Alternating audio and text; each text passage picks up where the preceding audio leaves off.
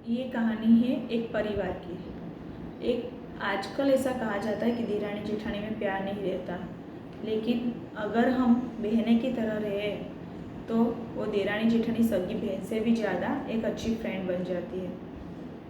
इस घर में जेठानी काम करती थी, नौकरी करती थी और देरानी घर का काम करती थी। एक दिन उनके घर में उनकी बुआ सास आई।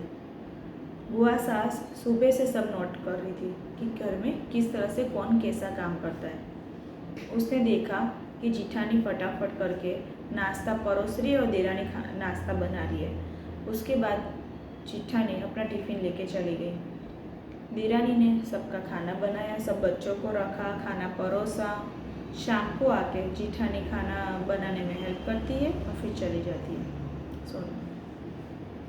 अब दूसरे दिन जेठानी के जाने के बाद देरानी को बुआ सास ने बोला कि तू पूरे दिन मेहनत करती है और वो तो महारानी की तरह नौकरी पे चली जाती है, तुझे बुरा नहीं लगता कि वो कमाती इसलिए उसका ओहदा ज़्यादा है, तेरा कम है। देरानी धीरे धीरे सब सुनती रही, फिर अंत में उसने जवाब दिया कि बुआ जी, वो दीदी सबसे पहले मुझे नाश्ता करवाती है कि कहीं तू सबका नाश्ता बनाते बनाते तू कहीं भूखी ना रह जाए। वो मेरा ख्याल रखती है, कितनी भी थकी हारी आए ऑफिस से तो भी मेरी मदद करती है। और आज हम दोनों बहनें बन के रहते हैं। मुझे कुछ चाहिए वो तुरंत ला के दे देते हैं, कभी मुझे नीचे नहीं गिराते, ना ही मेरी तुलना किसी और से करते हैं। तो बुआ जी तो वही सब सुन के चौंक गई। अब जेठानी आई शाम को।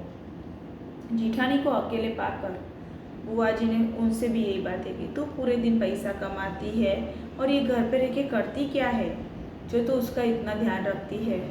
वो तो कुछ नहीं करती, तू पूरे यहाँ से करके जाती है, फिर वहाँ पे काम करती है, फिर घर पर आकर करती है। जेठानी जी ने भी बुआ जी को सुना दिया कि वो पूरे दिन घर का काम करती है, मेरे बच्चों को संभालती, इसलिए मुझे बच्चों की चिंता नहीं रहती। मैं तो वहाँ पर ऑफिस में बैठी रहती हूँ, लेकिन घर का काम कितना सारा होता है वो आपको भी पता है।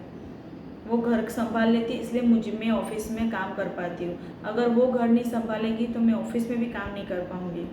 हम दोनों बहनें की तरह रहते हैं। ऐसे ही जेठानी एक दिन सब बाहर से सब्जी लेके आते टाइम वो देरानी के लिए भी उसके फेवरेट राइटर की नॉवल ली आई। तो देरानी भी बहुत खुश हो गई। ये सब देख के बुआ जी चौंक गई। तभी सासू माँ आए, बुआ जी को समझाते हुए बोले कि ये दोनों बहनों की तरह रहते हैं।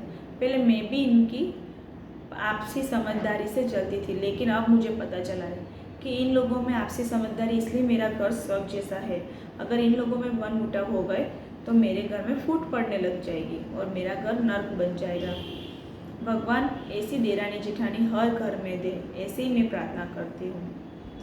बस यही कहना कि आपस में प्रेम बनाकर रहोगे तो घर स्वर्ग से भी सुंदर लगता है, और अगर आपस में मनमुटाव करोगे तो घर नर्क से भी बढ़तर बन जाता है।